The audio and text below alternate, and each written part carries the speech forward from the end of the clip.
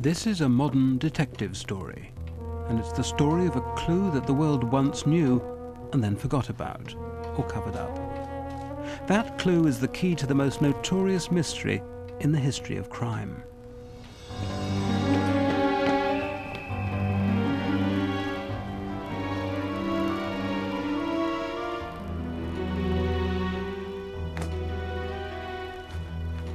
For more than 30 years it lay neglected, a dusty sheet of paper buried in an old bookshop.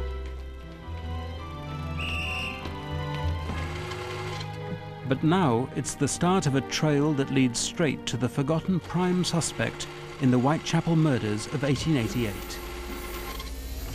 Well, it seemed inconceivable to us that he could be missed by everybody, every researcher, every author, you know, since any book's been written on the subject, but that's exactly what happened.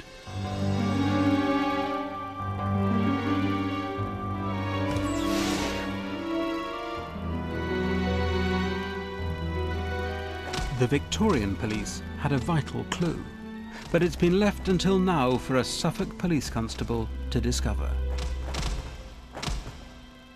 It has been the dream of researchers for years to put a name to the unknown killer of the East End. We have found a leading police suspect, a prime police suspect. We believe at last we have put a name to Jack the Ripper.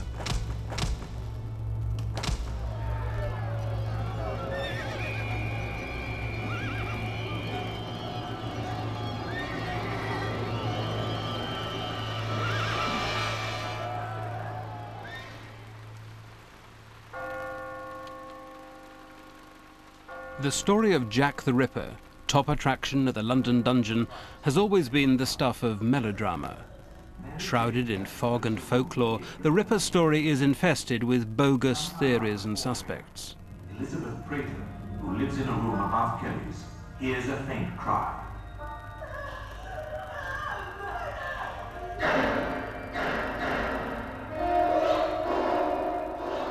Cutting through the fiction, this is a film about the forensic facts. London in the late 1880s was the prosperous powerhouse of a seemingly eternal empire. The largest city on earth, an example to the world of all that was solid and stable. But as with so much of the Ripper story, all was not what it seemed. London was a tale of two cities. In the East End there was squalor rivaling anything in the Asiatic dominions of Queen Victoria. Soon the poor would camp in St. James's Park. The derelict stone the Pall Mall clubs. The unemployed fight the police in Trafalgar Square. Even before the Ripper struck, this was a society on the edge of panic. As for Victorian moral values, the Lancet estimated that 1 in 16 women was prepared to sell herself. When you look at the documentation, women are prostituting themselves for threepence, tuppence, or a loaf of stale bread. This is the brutality of that East End life. Now, many of these women would never have been prostitutes, except for the fact that they are just on the streets just to survive.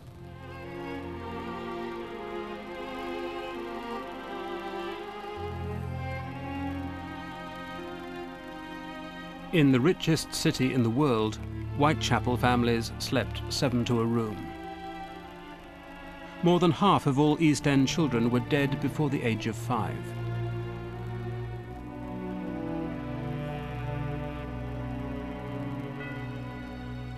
Some families prayed that their children would reach their teenage years so that they could command the highest prices from their clients before alcohol or venereal disease reduced their earning power.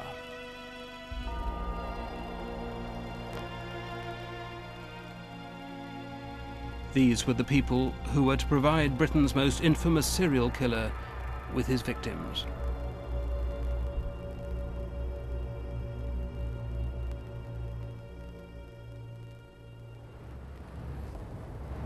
So the East End was just full of these little alleys, little circuits. Oh, yeah. Yes, a maze of cobbled alleyways. On each side, one-storied, leprous-coloured cottages, open middens. This was a typical pick-up point for prostitutes, for their clients from the West End. Here today, the prostitutes still use as their rendezvous for clients.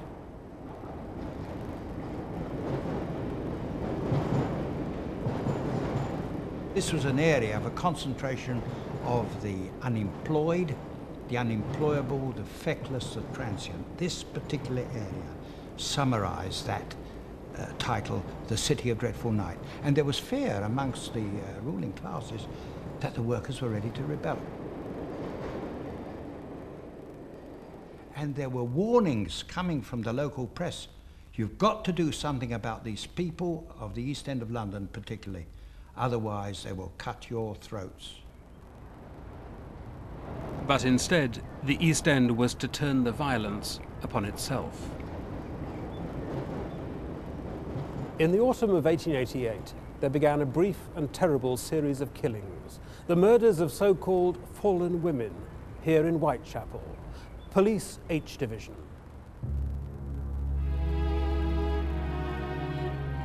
It was close to the Whitechapel Road, the main artery of H Division, that the first victim was last seen alive in the small hours of August the 31st, 1888.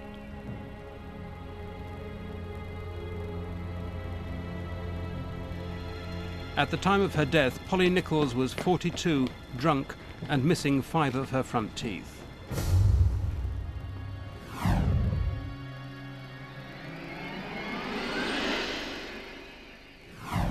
But what shocked the police was the damage her body had suffered after death.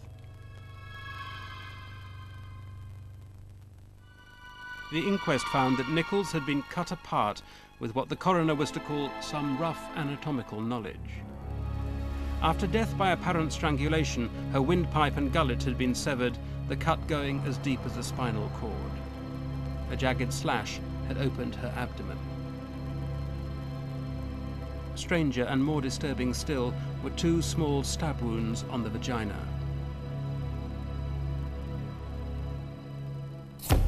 Nichols was one of the first ever murder victims to be photographed. The picture was filed at Scotland Yard. But why did these murders make the impact that still echoes today? One answer lies with the hungry and massively expanding press. In the 35 years before the murders, thanks to literacy and the abolition of the newspaper tax, the number of papers had grown from 14 to 168. All the main elements of what came to be called tabloid journalism about 10 years later were around by the mid-1880s. They really only come into focus in autumn 1888 with the Whitechapel murders, where you've got a headline story, another shocking murder. In fact, when Polly Nichols is killed, they rope in various earlier murders in the East End in order to turn it into a serial, even before it's a serial. So you've got your headlines, you've got interviews with all and sundry until the police start clamming up. You've got illustrations of the location, Miller's Court, Hanbury Street, policeman with bulldog lamp looking for body, those sort of illustrations. You've got all those things. And in a way you could say that the Ripper murders turned tabloid journalism into a cliché for the first time. One newspaper called The Star started life a few months earlier and really took off on the back of the murders. 8 days after the first attack, a reliable witness noticed an important encounter. Mrs. Elizabeth Long saw a middle-aged man wearing a brown deerstalker talking to a woman called Annie Chapman. Long thought the man was a foreigner. She heard him ask, "Will you?" and Chapman answer, "Yes."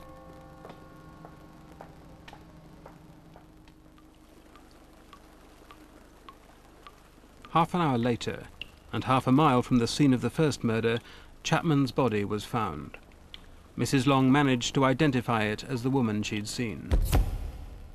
Her intestines had been partly detached and placed over her shoulder. Part of the bladder had been removed. Now the problem with the Ripper story is that you've got drama without an actor. You've got sensationalism, but you're not allowed to say anything about the post-mortem after the first murder. So all sorts of strange phenomena begin to happen to make a story out of it. Among them, the first hoax letter forwarded to Scotland Yard. We have now established that it was in fact written by 2 journalists. They wanted to give the story an extra spin by coining the famous nickname. It was a name very common in Victorian penny dreadfuls. Jack-o'-lantern, Jack Shepherd, Spring-heeled Jack, the terror of the East End. Jack, you know, Jack Tar. So Jack is the common hero-villain of comics. So Jack the Ripper. At Annie Chapman's inquest, the flamboyant coroner Wynne Baxter suggested that the killer must have been someone himself accustomed to the post-mortem room. Adding sensation to horror, he revealed that some items were missing from the body: the uterus and a couple of cheap imitation gold rings.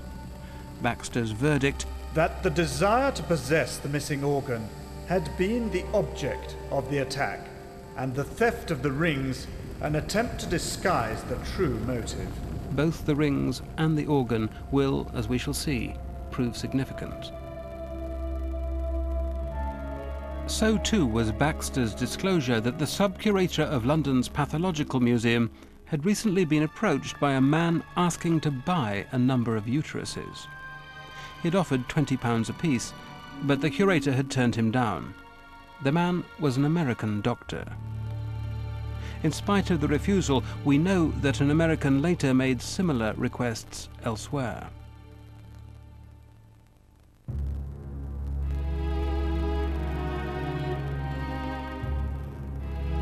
After 3 weeks of fearful calm in the East End, the Ripper struck again. And it seems struck twice in a single night. Hey, let it be. Would you like to have fun? Fun. Would you like to have fun? I'm a good brother. Not to let it be.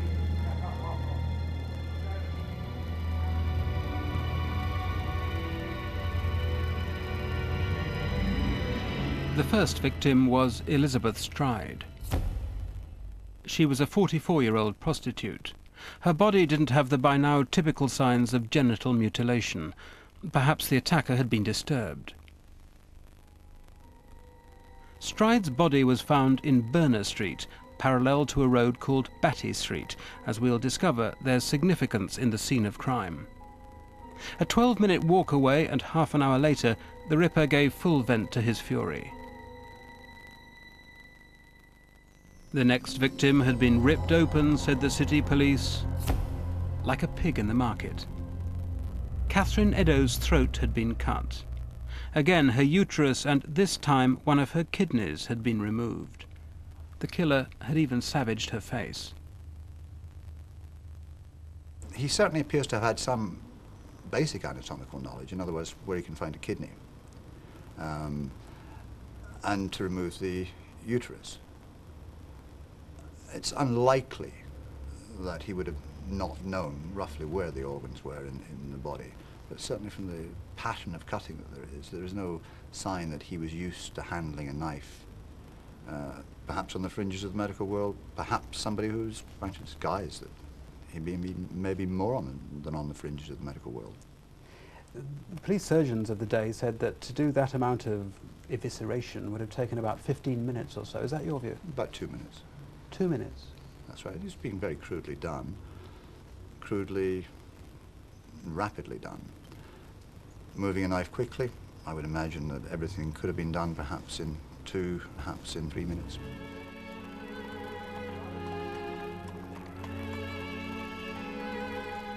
At last, the police found a clue.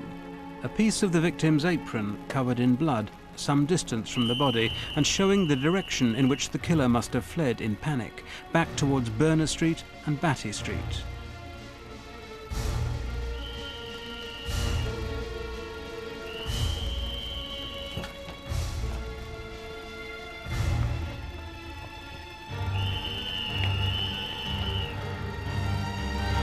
He's showing signs of what we would term increasing disorganization as time goes on. He takes a lot of risks. In a heavily populated area of London, gives himself very little time, high risk of capture, or certainly being identified. The search intensified.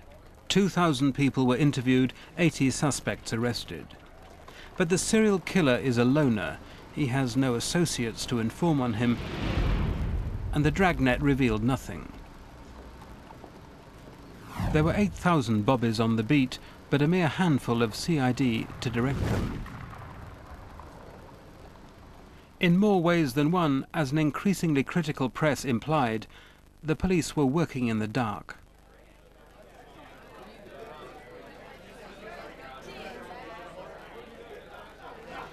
There was to be one more victim, the fifth and final. Mary Kelly was the youngest, an attractive Irish girl of 25.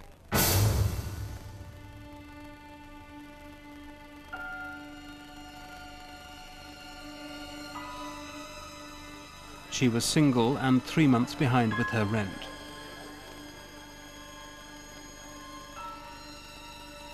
At midnight, she went to an alley near Spitalfields Market.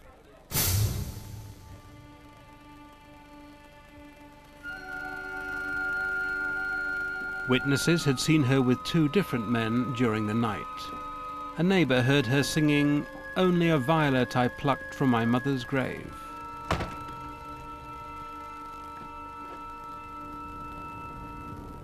There had been a blazing fire in the hearth that night. In the morning, when the man came to collect the rent, he was horrified by what he saw.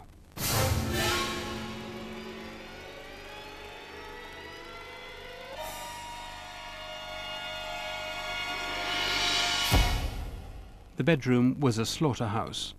Kelly had been disemboweled, the remains scattered over her bed and piled on a side table. In the hope that the retina would retain her killer's image, the police even took photographs of Mary Kelly's eyes. But as secret history has discovered, one senior policeman was unwittingly on a more promising tack. As head of a secret department at Scotland Yard, his job was to shadow Irish terrorists. Himself almost the victim of a bomb attack, it was his love of music that was to save his life and leave us the vital clue to the East End murders.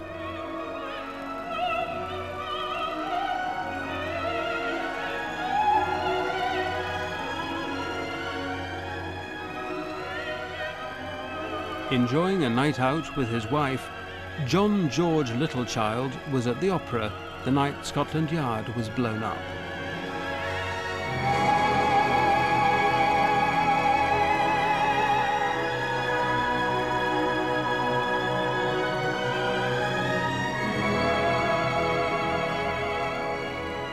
The Irish Special Branch Littlechild headed was hunting the IRA of the time, Irish-American Fenians.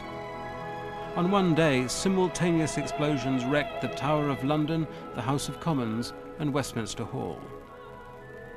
As Littlechild was later to reminisce, "I owed my life to the happy chance that a friend of mine had sent me a couple of orders for the opera, and as a musical man I couldn't resist the temptation to use them.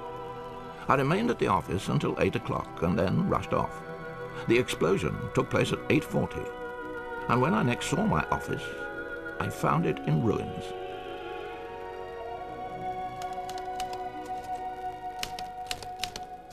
Littlechild's survival was doubly fortunate, because it's Littlechild who has left us the clue to a hitherto unknown prime suspect. He knew his name, as we do now, after a silence that has lasted for more than a century.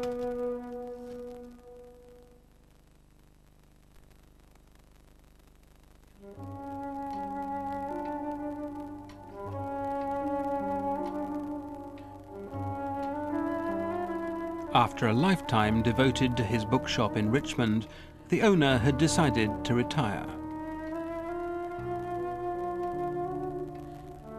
While he was tidying up, Eric Barton came across a dusty old bundle of letters relating to the Whitechapel horrors.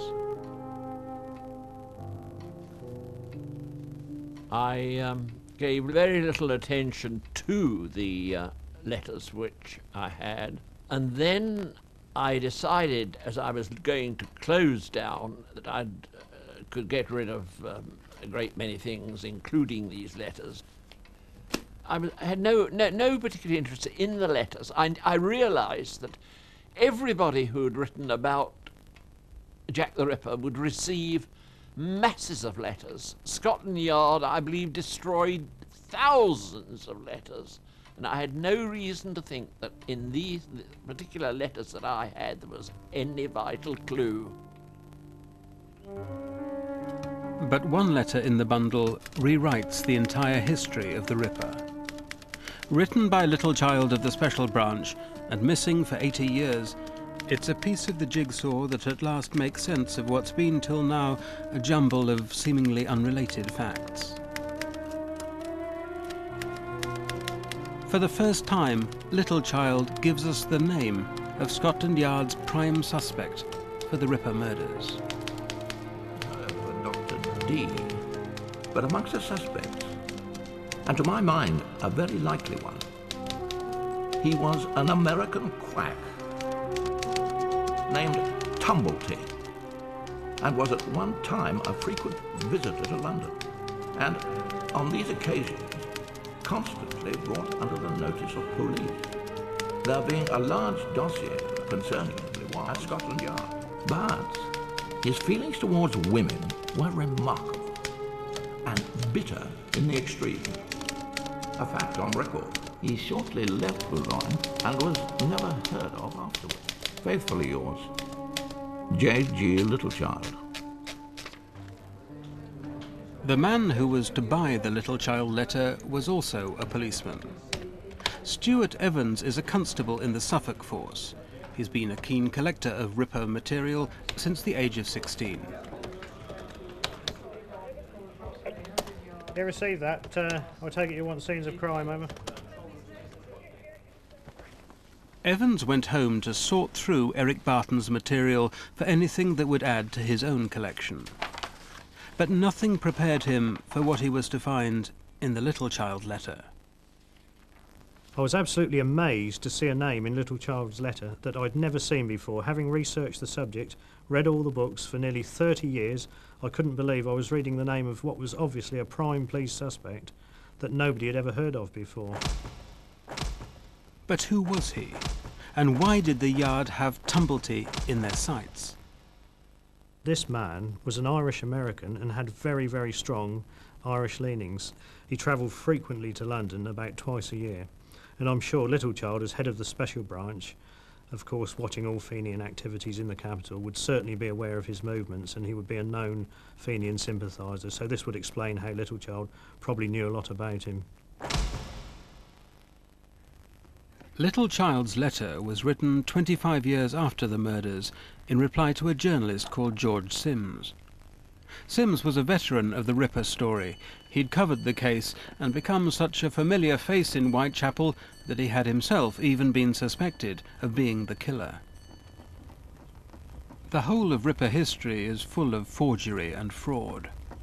How can we be sure that Littlechild's reply to Sims, naming Tumblety as the suspect, is genuine? Forensic scientist Audrey Giles is a former head of the Suspect Document Department at Scotland Yard. I've looked at the typewriting, I've looked at the paper, and I've looked at the handwriting of the letter. Now, as far as the paper is concerned, there's no doubt that it's paper from the correct period. It's got the right watermark in it, it's the right size, and it's even got the right spacing of the lines. It's a very old typewriter, an old manual type bar machine. And of course then there's the ink of the typewriting itself. And that's purple. And that was very common at that particular time. The handwriting's interesting. Now the first thing about it, there's quite a lot of it on the final page. And there's a signature, and it's all very fluent. There's no evidence of any hesitations in the handwriting, any retouching or any going over again.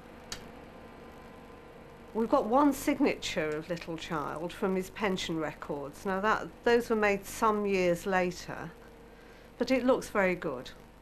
And as far as I can see, there's nothing which raises a question over this being a genuine document. But what was there to corroborate the existence of an American suspect?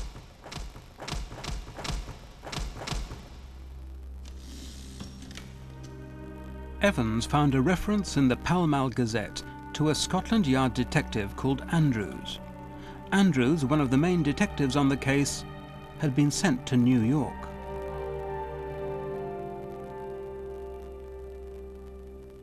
And there was that otherwise inexplicable mention by the coroner, Wynne Baxter, of a man who had been pestering the Pathological Museum for samples. The man had been reported as being an American doctor.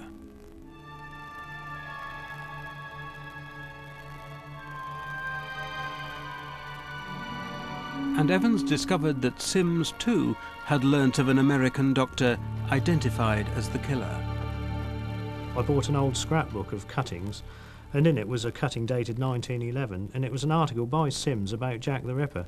Now, the incredible thing about this was Sims indicated that in 1907 or 1908 he was visited by a lady who claimed that the Whitechapel fiend, as she termed him, was her lodger, and that he returned to the house at 2 a.m. on the night of the double murder. Moreover, this man was an American doctor. Secret history can now confirm that a Whitechapel lodging house was under suspicion. Only 10 minutes walk away from all of the Ripper murders is number 22 Batty Street, the street next to where Elizabeth Stride was found on the night of the double murders. At the time of the murders, there had been reports of a blood-stained garment left by a mysterious lodger at a Whitechapel boarding house. The lodger had come back to his room that night with blood on him. The press were onto the story. There were even hints of an imminent arrest.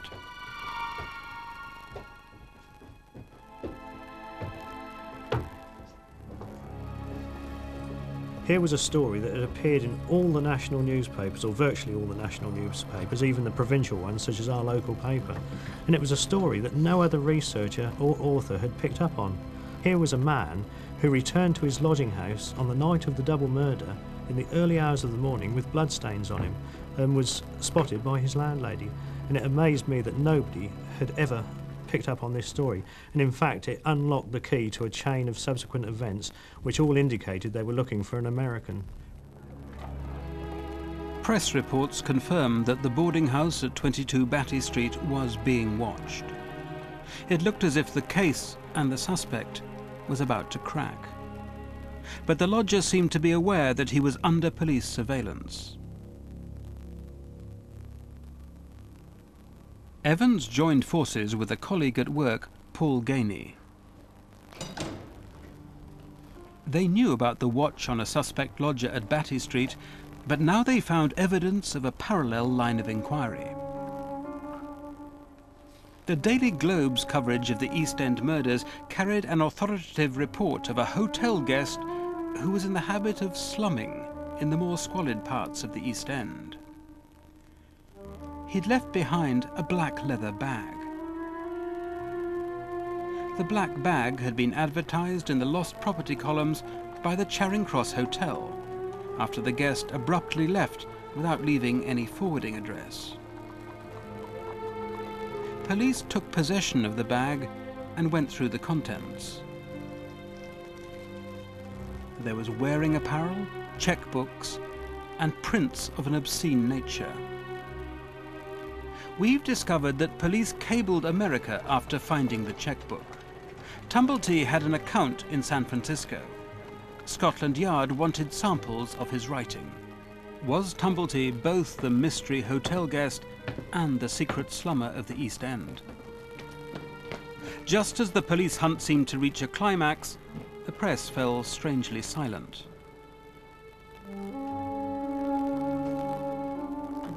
There are no further references to the Batty Street lead. Instead, a series of police denials of any development at all, at least in the British press. But then Gainey began to trawl the American papers to see if there was any mention there of the little child suspect, Tumblety. I thought we were going to have to comb through tons and tons of newspapers to find just a small reference or a small mention of his name. Of course, what we found was the complete opposite. There he was, huge headlines, huge bright lights. He was enormous in the American press. He was on every page. So he was there all the time. But what is inconceivable is every Ripper researcher and every Ripper author has missed this man, and he's there, easily found by anyone who just even takes a cursory look.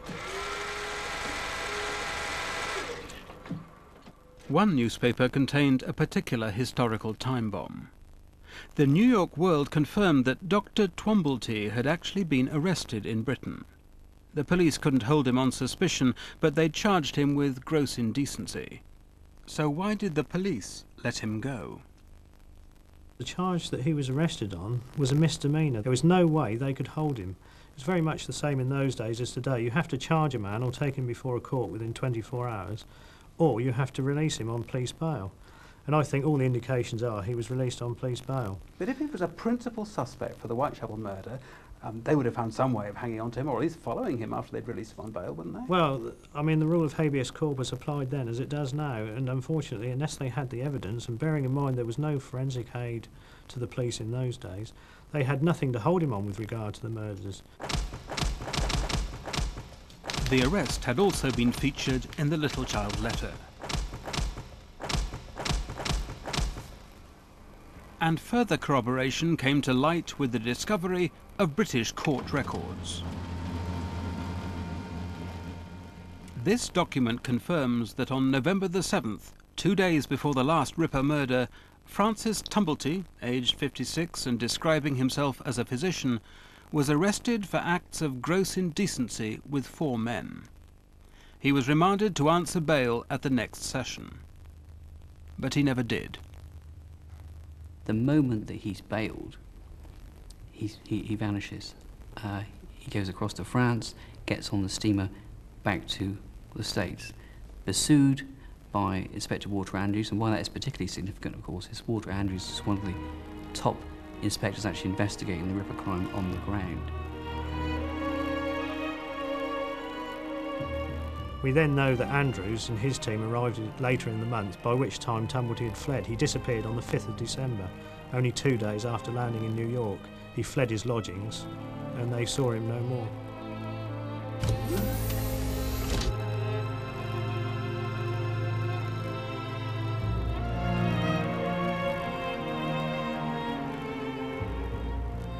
Secret history followed Inspector Andrews' ill-fated quest across the Atlantic. Scotland Yard had lost the trail, but the American press was to pick it up. What did they discover about Francis Tumblety?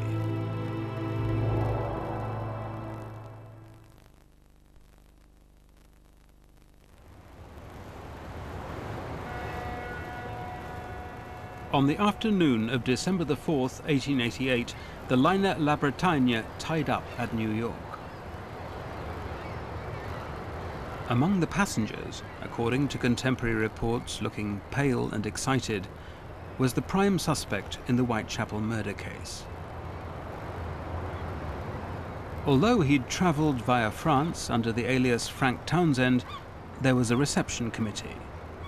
2 stern-looking local detectives and the New York press corps.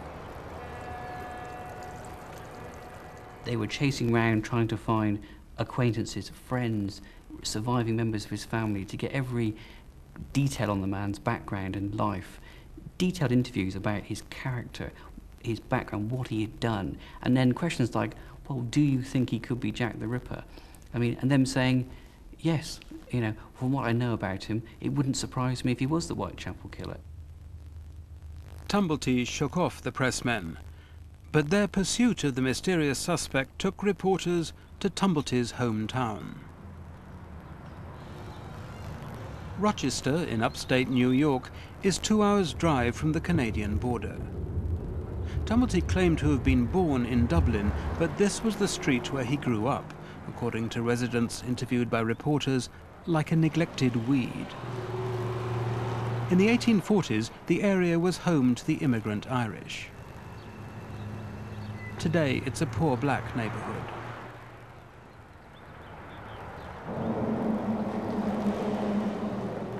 Rochester in those days was a rugged pioneer township. A new canal, nicknamed Clinton's Ditch after the then governor of New York State, had opened up America's northeast frontier. In the 1850s, the canal bustled with traffic, and there was brisk business on the towpath. According to a Captain W.C. Streeter interviewed by the New York World, the young Tumblety earned his first dollar peddling pornography to the boatmen. This inn has changed little since it served those who built and plied the canal. This fellow, Francis Tumblety from Rochester, I mean, he's reported as selling pornography. I mean, does that fit into the sort of scene that you can imagine? I could well imagine that, because you see, with the opening canal, they brought up such a variety of people into the new frontier, and I'm sure the influx of strangers from different parts of the world were instrumental in bringing that in. Well, a pornographer wouldn't flourish in those surroundings, would he? Well, I think they probably did, but in a more discreet manner than maybe we have today. Would this youthful involvement in pornography find an echo 30 years later in the bag at the Charing Cross Hotel and the obscene items found among its contents? Records in the City Library led us next to a now derelict building in downtown Rochester, a former hospital. He drifted into medicine in the most bizarre fashion. It looked like he worked sweeping the floors at what was called the Lispenard Hospital, and he gained what little knowledge he had of medicine probably in those years he spent doing menial tasks. Lispenard's hospital had a reputation for abortion, crude hysterectomy, and the adolescent ailments of young men. Lispenard's advertised a cure to those made ill by self-abuse, who by indulging in secret habits have contracted that soul-subduing, mind-prostrating, body-destroying vice.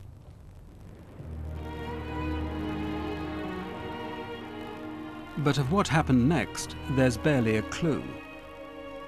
All we know is that Tumblety left Rochester a penniless paramedical menial and returned 10 years later in triumph. In 1858, with the season's fashionable greyhound at his heels and a black manservant in attendance, he's described by a Rochester resident as the wonder of the city. American reporters interviewed a young male friend of Tumblety and discovered that the basis of his fortune was almost certainly patent medicine. Linctus, liniment, and Tumblety's potent pimple destroyer sold in heroic quantities. America, a nation obsessed by novelty and hypochondria, was a paradise for the charlatan. Styling himself an electric physician, Tumblety was known by others as Prince of Quacks. We've found that his practice of medicine didn't simply break convention. More than once, it broke the law. He had two major brushes with the law. The first being an attempt to procure an abortion on a French prostitute called Philomena Dumas, in which he was arrested. He didn't actually stand trial for that. That was another example of him actually getting off, although he was subjected to some serious questioning about it. And more importantly, there was the poisoning of James Portmore, who was a joiner who basically had applied to one of his adverts in his paper and asked for some of his medicine. He suffered from a kidney complaint. What basically happened was Tumblety poisoned him, and within days of him taking this medicine, he died.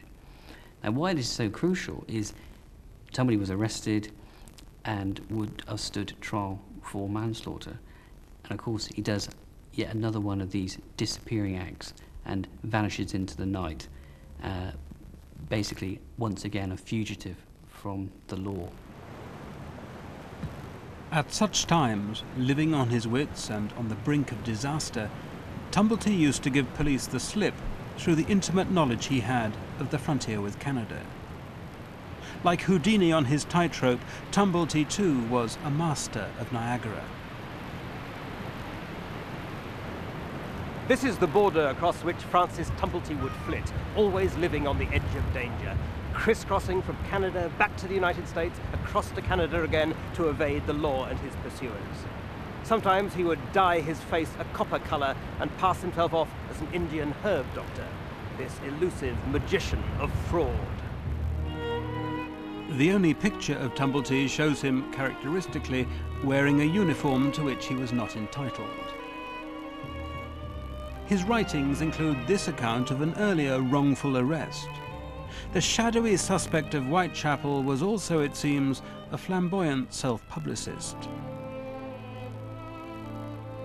But as the press discovered, Tumblety had a secret and sinister obsession.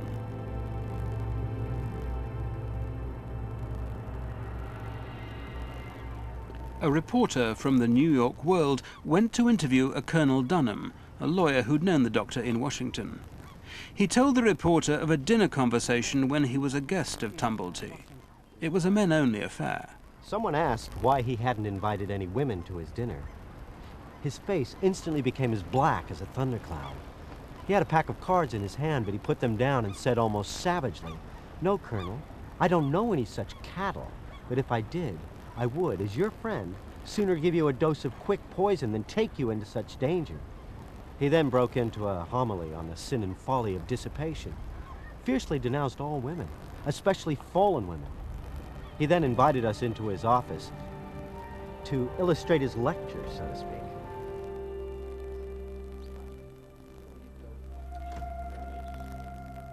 One side of this room was entirely occupied with cases.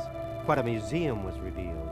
Tiers of shelves with glass jars and cases, some round and others square, filled with all sorts of anatomical specimens. The doctor placed on a table a dozen or more jars containing, as he said, the matrices or wombs of every class of women. Nearly half of one of these cases was occupied exclusively with these specimens. Some people keep trophies, some killers keep trophies. The trophies could include eyes, pieces of skin, organs, including the genital organs. There's a case in Hong Kong where a taxi driver killed a number of women and kept all their uteruses and kept them in glass jars in his flat. So it's perfectly feasible that this man has removed Eddowes' uterus as a trophy. The most important thing about Tumblety, of course, is that he is a bisexual. He basically married at a very young age a woman then turned out to be a prostitute, a woman who was actually being an active prostitute during their marriage. He finds this out by following her to a brothel. He then ends their relationship and basically, in his own words, turns against all womankind. I take it it's that point where he then became more interested. He turned to men for sexual favours and hence began a whole new chapter to his life. One major sexual chapter involved another exotic figure, the best-selling English novelist Hall Caine. Caine's biographer stumbled on Tumblety's Ripper connections just as she had unearthed a cache of his letters to Caine. Apparently, Tumblety, wherever he went, got a coterie of young men around him and appeared almost to bewitch them, and I think he bewitched Caine for a start. Their relationship was certainly close. It gives the impression of being close and passionate at one stage. And the final letters that Tumblety wrote from America are fairly explicit. They're going to be interpreted one way. But the impression was of a common man and of somebody very smooth, friendly and affectionate on the surface, and then just every so often there's something that's quite vicious or peremptory demands for money to be telegraphed to him and things like this, so that you could see that there was something rather nasty underneath. More typical than such great romances were Tumblety's casual pickups, cruising the streets of whatever city he was passing through. Sexually, Tumblety was no lady killer. Psychologically, would a homosexual have committed a series of apparent sex murders? There's nothing in terms of the evidence available at that time which show without a doubt that these were committed by somebody in a state of sexual arousal, say. There weren't actually objects inserted into the body. There was no evidence of semen at the scene of the crime. There is no evidence that shows definitively that this was committed due to sexual sadism. But isn't it a simplistic suggestion that Tumblety turned his rage on the female sex out of mere resentment of his wife's infidelity? A number of patients of mine who I've had under my care have actually believed that their wives have been unfaithful to them, or indeed have been prostitutes, and have attacked them on that basis of what actually is a false and delusional belief. Now, if one wishes to speculate down in the hypothesis that he was psychotic, it is possible that his illness started with a delusional belief of infidelity and his wife, and progressed further to a hatred involving all women as being unfaithful and betrayers of men who had to be punished. As a Victorian serial killer, Tumblety's personality profile fits the expert opinion of those who study his modern counterparts. But what of the facts? We now know that Tumblety had a criminal record, and there's evidence that as a quack he had killed before. Unlike some other suspects, at least Tumblety was in London when all the attacks happened, and they stopped when he left.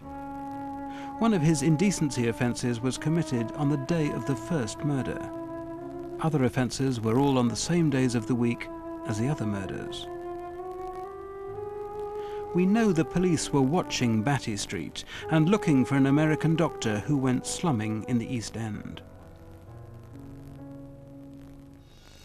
And we know that an American disappeared from the Batty Street lodgings after the discovery of a blood-stained shirt by his landlady on the night of the double murder. Further grounds for suspicion was Tumblety's pathological hatred of women. His early life as a canal-side pornographer fits the obscene pictures found in the abandoned bag. All the murders except one targeted the womb.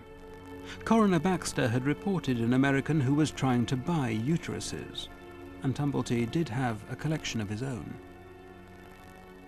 I think the accumulation of circumstantial evidence is beyond coincidence, and I feel fairly satisfied myself that we've found the man, we found Jack the Ripper. But in fact, of course, as a policeman, I must say honestly that there wouldn't be enough to get him to a court of law and convicting him of murder. But surely there'd have been enough for the police to hold him and get a confession out of the man, almost the only way to get a Victorian conviction. Tantalizingly, Littlechild hints at the existence of a thick police file on the American suspect. But for reasons we can only guess at, the large dossier on Tumblety he refers to has gone missing from Scotland Yard.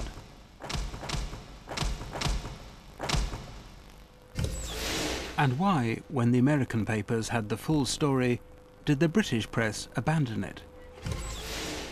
News, even then, travelled far. Unless, perhaps, the story had been killed in Britain. At the time, there was tremendous pressure on Scotland Yard to catch someone for these murders. Imagine their embarrassment when their prime suspect is arrested. He then is bailed and escapes. Imagine the embarrassment. Imagine how battered the credibility of CID would have been. Imagine how many careers would have been ruined. Now, what better way to avoid all of that embarrassment than just to forget the thing ever happened, to just let it go away, not to mention it, so it just slips away unnoticed, and that's exactly what happened. And let's be honest about it, if it wasn't for John Littlechild, it would still be unknown today. Francis Tumblety is buried in a family plot in the graveyard at Rochester, New York, among the American Irish. Typically for such an elusive figure, his name is carved in one of its many various spellings, Tumuelty. And there's one last clue from beyond the grave. When he died, the nuns who were cared for him in the final days at the St. John's Hospital in St. Louis made a personal inventory of the things actually on his body, and it included the things you'd expect from a flamboyant dresser: diamond cluster rings, gold pocket watch, several expensive pieces of jewellery, and then the final thing on the list, 2 imitation gold rings, value $3, identical to the 2 that were wrenched from Annie Chapman's fingers during the Whitechapel murders of 1888. The question, of course, are they the same rings? Very difficult to say, but is it possible that he carried these trophies with him for the rest of his life?